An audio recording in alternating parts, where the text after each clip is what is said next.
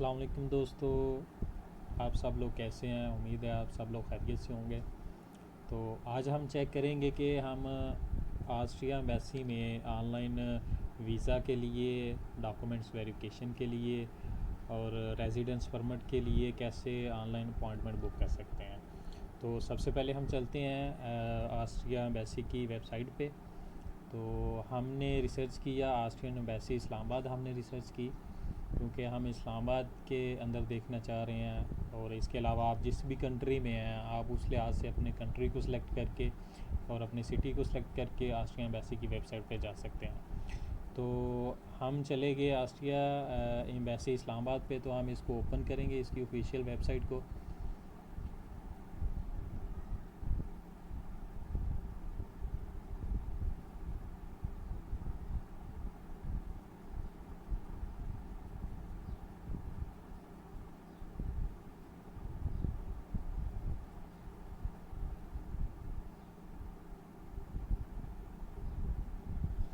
Sorry दोस्तों, मेरे पास थोड़ा सा असल में नेटवर्क का प्रॉब्लम है, तो इसलिए ब्राउज़िंग की लोडिंग में थोड़ा सा जो है ना टाइम लग रहा है।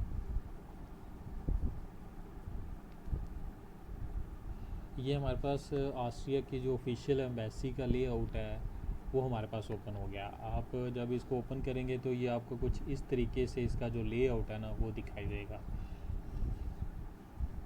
ठीक है, इस पे इन्होंने मेंशन किया हुआ है डिप्लोमेटिक एकेडमी इन वियना में जो है ना। इसके अलावा इनका ट्विटर अकाउंट है।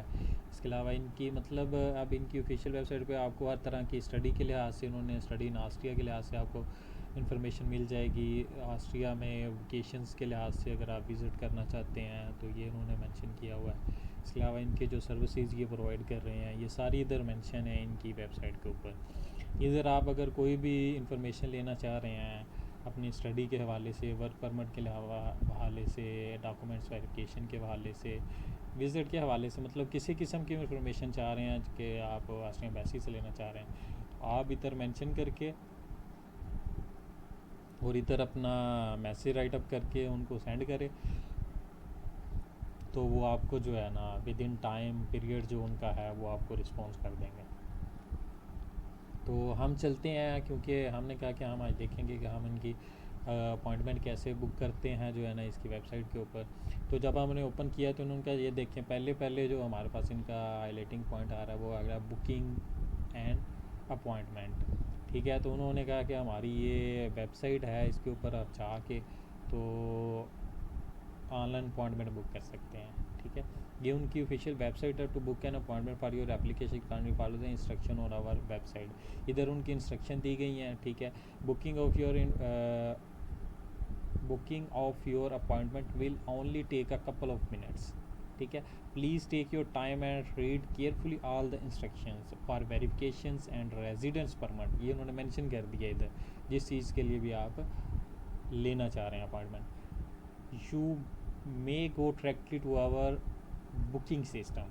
ठीक है, उधर आप करेंगे तो इनकी वेबसाइट है, आप उधर चले जाएंगे और इधर उन्होंने क्या है कि आप आवर बुकिंग सिस्टम पे क्लिक करेंगे तो ये आपको डायरेक्ट उनकी बुकिंग सिस्टम वेबसाइट पे ले जाएगी।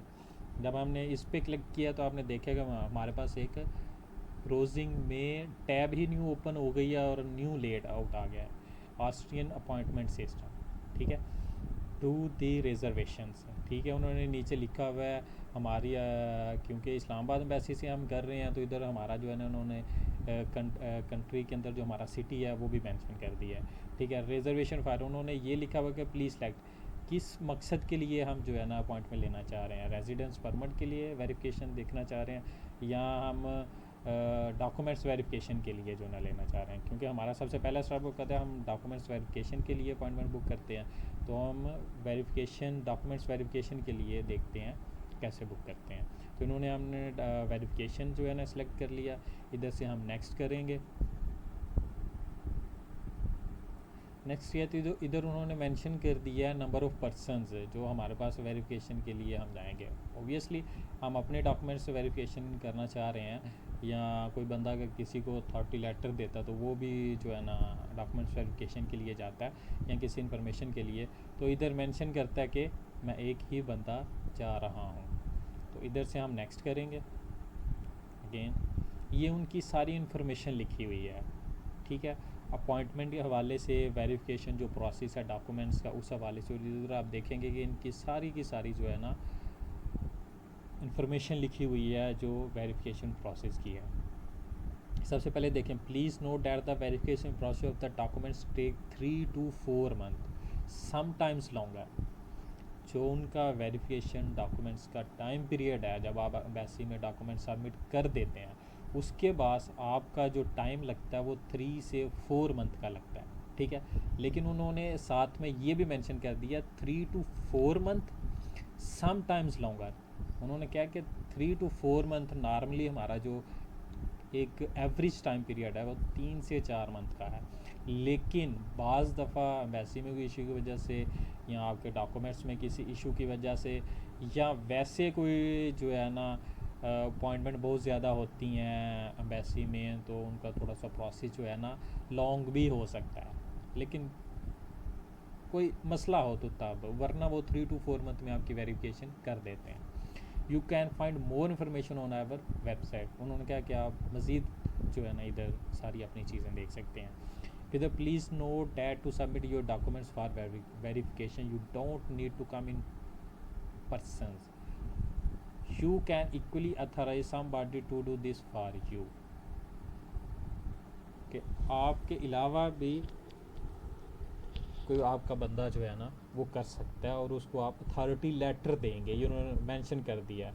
तो your authorised person has an original authority letter. आप उसको मतलब अथॉरिटी लेटर देते हैं कि मैं आपको अलाउ कर रहा हूँ कि मेरी जगह पे मेरा कोई ब्रदर है, मेरी सिस्टर है, ब्लड रिलेशन का कोई बंदा है, तो वो जो है ना कर लेगा, डॉक्यूमेंट्स वेरिफिकेशन आपकी जगह सबमिट कर देगा। तो उसको आप अथॉरिटी लेटर बना के देते हैं, और ओरिजिनल साइन स्टैम्प करके, और नोटरी पब्लिक से।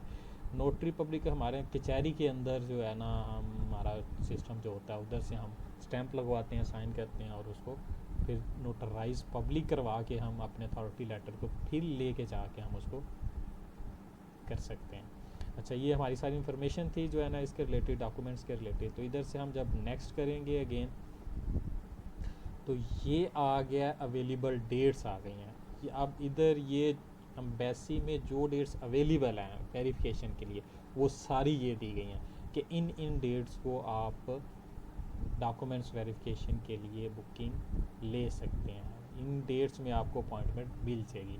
अब इधर से आपने कोई भी टाइम और कोई भी डेट एक सिलेक्ट करनी होती है, ठीक है। तो उसी डेट को फिर आपको जो है ना अपॉइंटमेंट मिल जाती है।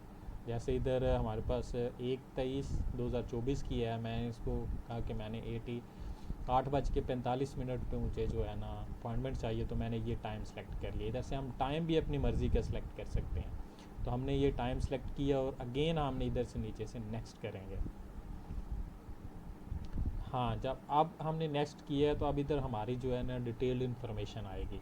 जो बंदा अपॉइंटमेंट बुक कर रहा है उसकी सारी इन्फॉर्मेशन इधर आएगी, ठीक है। उसका नाम आएगा जो कंप्लीट है, उसकी डेट ऑफ बर्थ आएगी, उसका पासपोर्ट नंबर आएगा, ठीक है, उसका कंट्री आएगा, ईमेल एड्रेस, टेलीफोन है, नेशनैलिटी है उसकी, कंट्री ऑफ बर्थ है, प्लेस ऑफ बर्थ है, उसके पासपोर्ट की इशू डेट है, वैलिडिटी डेट है, ठीक है, पासपोर्ट इशू अथॉरिटी है, ठीक है।